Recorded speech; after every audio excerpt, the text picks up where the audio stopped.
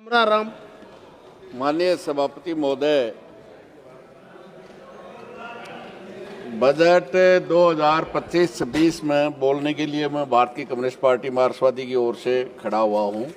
और जहां तक बजट का सवाल है, जो समस्याएं इस देश का किसान, देश का गरीब, देश की नौजवान, आम जनता जिन समस्याओं से त्रस्त थी, उनमें एक कदम भी ये बजट हमें आगे ले जाने के लिए नहीं है। जिस तरह से सरकार ने वही हालत है जो 2022 में किसानों की आमदनी दूनी हो जाएगी। आमदनी तो दूनी नहीं हुई, लेकिन लागत कई गुना जरूर हो गई। 50 वाला डीजल 95 है, 400 वाली डीएपी 1400 है, और एक लाख रुपया किलो के हिसाब से बीज खरीद करके किसान लगाता है और फसल पूरी की पूरी नष्ट हो जाती है। आज जब तक 80% गांव के लोग खुशहाल नहीं होंगे, भारत खुशहाल नहीं हो सकता। अंबानी और अडानी के खुशहाल होने से, अमीर होने से देश अमीर अमृतकाल नहीं आएगा। इस देश की 80% जनता जिनके खिलाफ ये लगातार बजट भारतीय जनता पार्टी की सरकार पिछले 10 साल से, और उसका नतीजा है कि देश में आर्थिक असमानता, न केवल पूरी दुनिया में सबसे ज्यादा कोई आर्थिक असमानता बढ़ाने का काम किया है तो भारतीय जनता पार्टी ने। आज पूरी दुनिया में सबसे बड़े आर्थिक असमानता है, आज उसी रास्ते पे आगे बढ़ रही है। आज उस गांव का सबसे गरीब जो नरेगा में जाता था, जिसका बजट आज से 10 साल पहले 1,15,000 करोड़ था, वो 68,000 करोड़ पे है। आज 3-3 साल से उनको पेमेंट नहीं होता। 100 दिन की गारंटी है, उसको आगे बढ़ाने की बजाय 100 दिन की बजाय 40 दिन भी काम नहीं मिलता है। और काम मिलने के लिए केवल उस गरीब का नाप होता है। इस देश के राजनेताओं का, सरकार का नाप नहीं होता, अधिकारियों का नाप नहीं होता। लेकिन क्योंकि गांव का सबसे गरीब नरेगा में, और उसमें भी 90% महिलाएं जाती हैं, उनके नाप ही नहीं किया जाता। सभापति महोदय, 2 दफा हाजिरी होगी, बाकी किसी की नहीं होगी।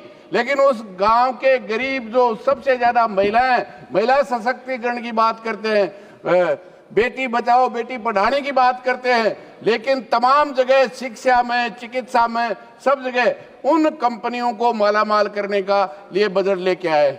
आज LIC में 100% विदेशी निवेश को छूट देकर, न केवल छूट दे रहे हैं, बल्कि जो इस देश में इस 75 साल में संविधान लागू होने के बाद जनता के टैक्स से जो कुछ बढ़ा था, सार्वजनिक उपक्रम, उनको बड़ी बड़ी देशी और विदेशी कंपनियों को देने का काम कर रहे हैं। सभापति महोदय, मेरे प्रश्न के उत्तर में किस तरह से आम जनता को लूटने के लिए टैक्स, 2014 में पेट्रोलियम पदार्थों से भारत सरकार को 3 लाख करोड़ रुपया मिलता था, वो अभी 2024 में गत साल तक 7,50,000 करोड़ रुपए का टैक्स लगा है। और मैं समझता हूं 7.5 लाख करोड़ जो टैक्स लगा है, उतना ही करीब करीब टैक्स राज्य सरकारों से। वहां आम जनता जिस महंगाई से त्रस्त है, नौजवान बेरोजगारी से त्रस्त है, और आम आदमी उसे कंपनियों से जो कुछ था उसको देने की बजाय टैक्स लगाते। मैं समझता हूं कि बड़ी बड़ी कंपनियों पे जो बिलियनर है, डॉलर में 200 बिलियनर हैं, उन पे 4% टैक्स लगाते, और वो जनता के लिए, शिक्षा के लिए, रोजगार के लिए, महंगाई कम करने के लिए वो जनता पे इनडायरेक्ट टैक्स को कम करते, तो मैं समझता हूं बात समझ में आती थी।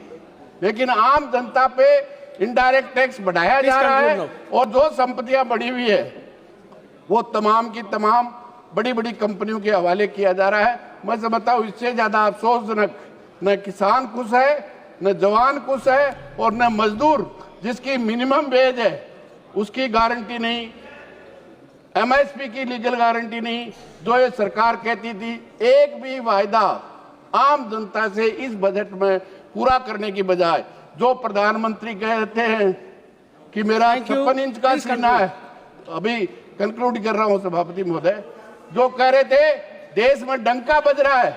अभी अमेरिका के राष्ट्रपति ट्रंप ने 105 लोगों को भारत के लोगों को जिस तरह से अपमानित करके, हथकड़ी डाल करके, बेड़ी डाल करके भेजा, और हमारे मंत्री प्रधानमंत्री के लिए कह रहे हैं सत्ता पक्ष के साथी कह रहे डंका बज रहा है, ये डंका बज रहा है। और शायद 13 तारीख को उसी ट्रंप के पैर पकड़ने के लिए हमारा प्रधानमंत्री जा रहा है। इससे ज्यादा सबसे बात नहीं हो सकती। आप यही मैं कहना चाहता हूँ।